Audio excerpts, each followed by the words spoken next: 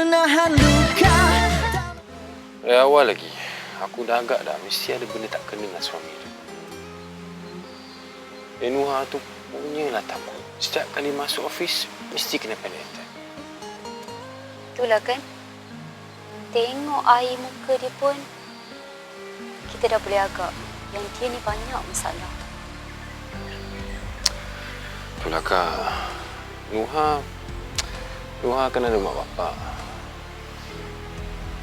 Aku pun tak faham kenapa dia tak bagi tahu orang. Lagipun Nuha datang dari keluarga yang berada. Kalau tak ada suami pun, tak ada masalah. Saya rasa saya dah menyusahkan hidup awak, adik.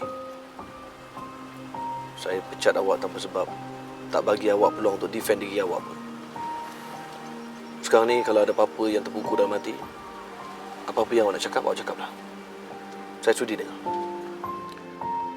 Pertama, demi Allah, saya tolong Nuha bukan atas sebab lain. Saya tolong dia sebab saya kesiankan dia. Dan saya rasa dia betul-betul perlu bantuan.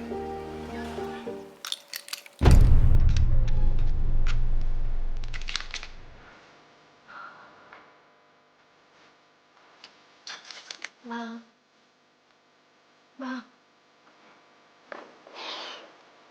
Ya Allah. Syukur Alhamdulillah saya dah balik. Minta maaf. Dah.